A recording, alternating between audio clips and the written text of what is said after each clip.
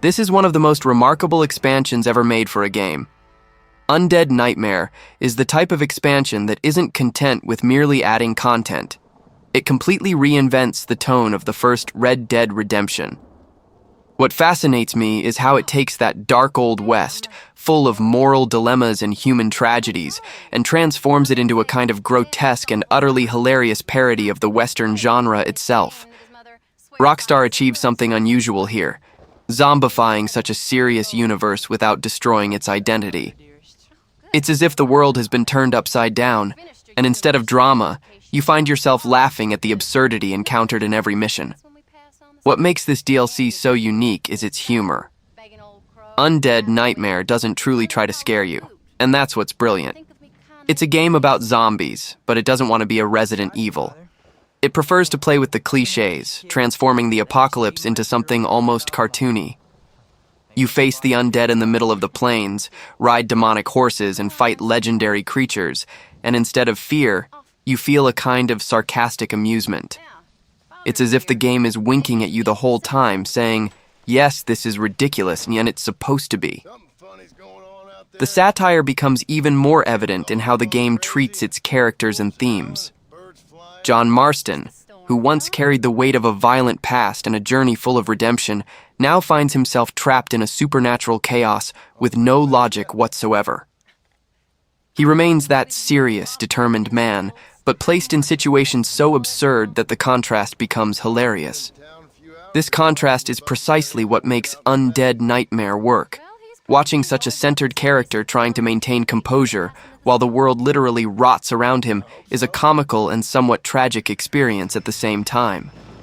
The expansion's humor is laden with irony, and that's where its greater value lies. Rockstar isn't just making fun of horror movies, but of the very idea of how we take games too seriously. It plays with the exaggeration of cliches, with the need for explanation and logic in fictional worlds. Here, nothing needs to make sense, and that's precisely what frees the player to have fun in a lighter way. It's almost as if the developer said, okay, you've already lived all the possible dramas in the Old West. Now relax and kill some zombies. Another fascinating point is how the game visualizes this apocalypse as an enchanting farce. Instead of dark colors and an oppressive climate, the world takes on strange tones and a feeling of being in a comical nightmare. The towns are full of characters who treat the end of the world with a kind of dry humor, and even the creatures follow this exaggerated spirit. It's a Western horror with the soul of satire, a setting where the grotesque and the funny mix almost naturally. What I like most about Undead Nightmare is how it shows the creative side of Rockstar, a studio that knew how to play with its own boundaries. It is a DLC that does not try to repeat the formula for success, but to completely distort it. And the best part, it does this without seeming forced. All the bizarre elements seem to fit into that alternative universe. And once you get used to this new logic, you realize you are playing something that doesn't want to be taken seriously, but which is still immensely fun. Undead Nightmare is a love letter to the absurd. It is a parody with a soul which pokes fun at everything, from horror games, old Western cliches, and even the seriousness of the players themselves. It reminds us that humor and horror have always gone hand in hand in the best stories. And perhaps that is why, even more than a decade later, this DLC is still remembered with such fondness, because it dared to laugh at itself in a world that always took the apocalypse too seriously. The start of Undead Nightmare is an insane mix of horror and humor, something you notice right in the first scenes. While the base game began bitterly with that heavy atmosphere of reconciliation and regret, here everything feels like a big joke. John Marston arrives home, reunites with his family, and suddenly the chaos begins in an almost absurd way, as if someone had decided to turn the Western into a macabre comedy. And the most interesting thing is precisely this, the naturalness with which the madness settles in. It is an apocalypse that gives no warning, it simply happens, and the character's reaction is so dry and pragmatic that it becomes funny. In a few minutes, the player understands that this is not an expansion of fear, but of irony. The first night everything collapses is a spectacle of confusion and absurdity. Marston tries to understand what is happening, and the game makes a point of showing how out of place he is in that situation. He is a man accustomed to dealing with bandits, betrayals, and wars, now facing the impossibility, his wife turning into a zombie. This scene sets the tone for the DLC, a horror that doesn't want to scare, but to provoke that nervous laughter. You feel the tension, but you also realize how insane it all is to be taken seriously. There, the world of Red Dead Redemption takes a turn towards the grotesque comic, and it's impossible not to get carried away by the bizarreness of the moment. The first missions reinforce this feeling that you are trapped in a nightmare of acid humor. Marston, trying to do what any Western protagonist would, solve the problem alone, ends up becoming the reluctant hero of a bizarre apocalypse. He hunts for information, helps desperate neighbors, and runs into situations that seem like visual jokes. There are cowboys trying to negotiate with zombies, priests giving sermons about the end of the world, and even miracle sellers profiting from the general despair. Every mission is a reminder that this universe has died, but continues to mock its own death. The coolest thing about these first few hours is seeing how the game plays with the idea of routine in a scenario that has completely lost its meaning.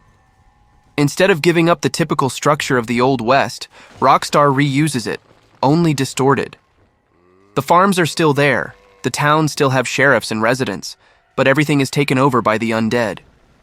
It's as if the Old West had decided to continue functioning even with hell opened up.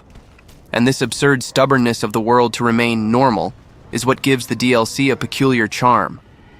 The first missions also have a pace of humor that borders on the surreal. John accepts tasks ranging from rescuing people to clearing entire towns of zombies, and the game always adds a touch of irony to these moments. When he talks to other characters, it's as if the game is testing the limits of the player's sense of humor. Nothing there is taken seriously. The dialogues, the reactions, and even the way people deal with danger sound deliberately laughable. It's almost an essay on how the apocalypse can be funny if you approach it with the right spirit.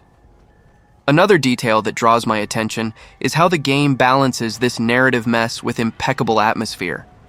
Despite being a satire, Undead Nightmare maintains that melancholic atmosphere of the Old West, only covered by a cloak of madness. The orange sky, the distant sounds of screams and gunshots, and the ironic music create a feeling of enjoyable discomfort. It's an apocalypse that charms and disturbs in equal measure. Rockstar knows how to play with the atmosphere without letting it fall into complete ridicule, and that's what makes this first part so engaging. The start of Undead Nightmare is a perfect introduction to the chaos that comes later. It doesn't try to convince you of the logic of what is happening, because there is no logic. The game invites you to simply surrender to the absurdity and enjoy the journey. And that's exactly what makes it so charming. The zombie in John Marston's world is a living joke, a reminder that sometimes chaos doesn't need to make sense to be fun. When you mount your horse and go to face the first horde, it's not fear that moves you. It's the curiosity to see how far this insanity can go. One of the most interesting things about Undead Nightmare is how Rockstar uses the absurdity of the creatures and the zombie chaos to hide, or perhaps expose, a kind of subtle social criticism. It is curious to realize how, amidst all the humor and mockery, there is a reflection on the same human contradictions that the original game explored. Only here, all of this is told through the grotesque. The world goes mad, morality disappears, and characters show their true faces when civilization loses control. The undead epidemic seems to be just a backdrop, but it ends up revealing that the real apocalypse is people's behavior, something that sounds frighteningly relevant, even within this monster-filled satire. The use of zombies is brilliantly symbolic. They are not just generic enemies for you to shoot, but distorted representations of a sick society. People who previously lived motivated by greed, blind faith, or the desire for power now literally become bodies without consciousness. There is something profoundly ironic about this. The same characters who, in the base game, fought for moral survival now completely lose their humanity. And in the middle of this, John Marston continues trying to do the right thing, which, in this absurd scenario, becomes almost a joke. The criticism here is clear. When the world loses its sanity, being rational is the true act of heroism. The social satire of Undead Nightmare is constructed with elegance and sarcasm. Rockstar is not afraid to mock American culture itself. especially that idealization of the Old West as a symbol of nobility and bravery. Here, heroes lose their glamour, saints lose their reason, and con artists find a new market in the apocalypse. It's a cruel joke, but incredibly fun. And the most curious thing is that the player laughs, not out of insensitivity, but because they understand the deliberate exaggeration of the criticism. Zombification becomes a metaphor, and the apocalypse becomes a caricature of a world that was never truly civilized. The fantastical creatures also function as extensions of this criticism. Alongside the zombies, legendary beasts emerge such as the Sasquatch, unicorns, and the famous horses of the apocalypse, each with its own symbology and possible interpretations. The Sasquatch, for example, appears tragically, distorting the image of the monster as a threat to make it a symbol of empathy.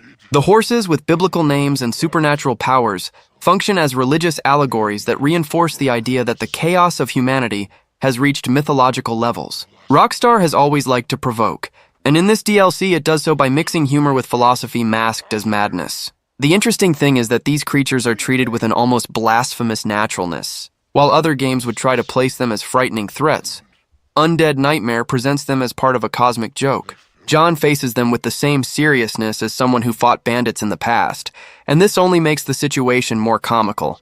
The tension between the epic and the ridiculous creates that flavor that defines the entire DLC, a balance between criticism, irony, and fun. They are monsters, yes, but also grotesque mirrors of the human condition.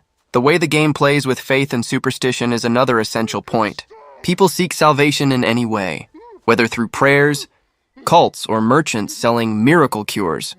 Superstition, which was once the cultural backdrop of the Old West, now completely dominates the scene. And Rockstar uses this to expose how human despair transforms belief into commerce.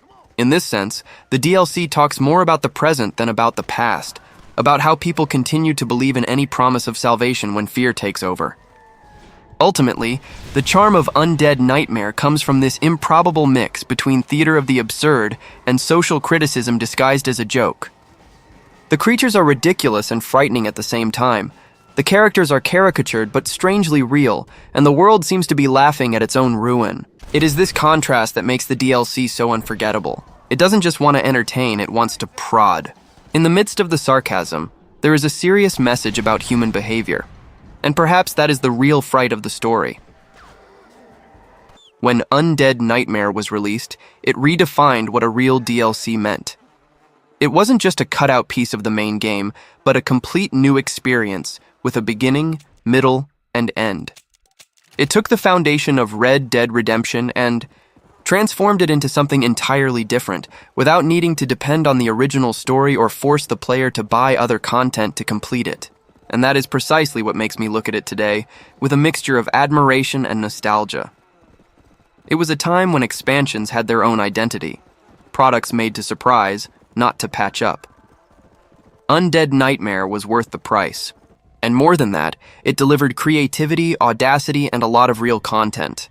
The contrast with the current scenario is striking. The industry has learned to monetize additional content in a way that has diluted the concept of DLC. Today, when a game announces an expansion, the player is already suspicious. Is it something genuinely new, or just what should have been in the base game?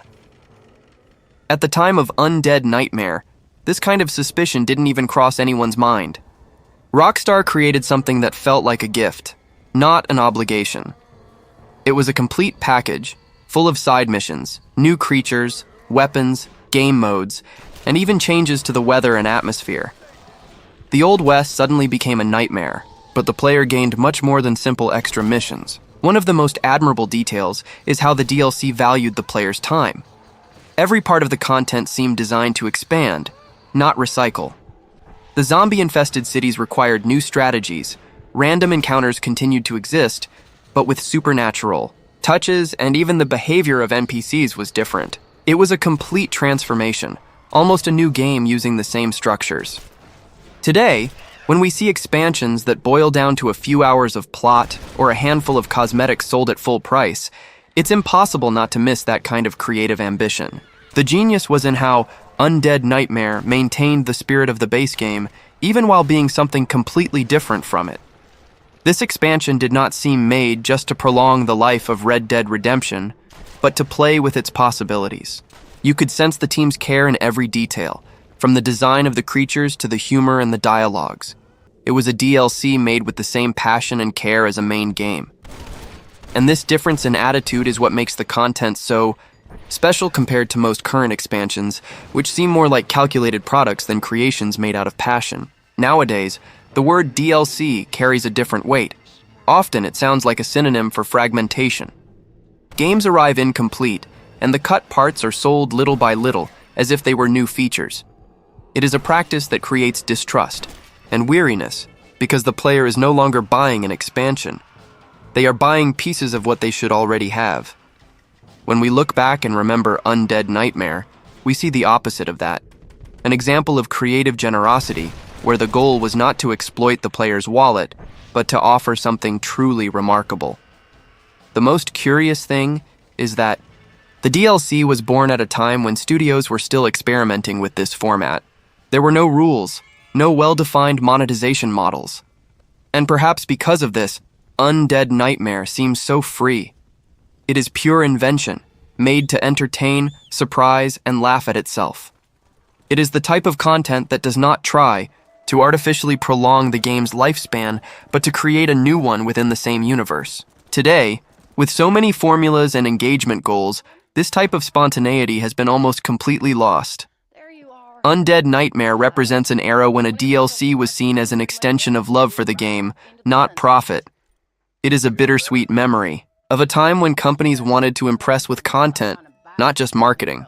And perhaps that is why it continues to be so revered to this day. It reminds us of when extra content really meant something extra. Not a part torn from the base game, but a gift that amplified what was already extraordinary. Don't leave me here alone with that woman again. Excuse me? I'll try not to, son. I've heard that before.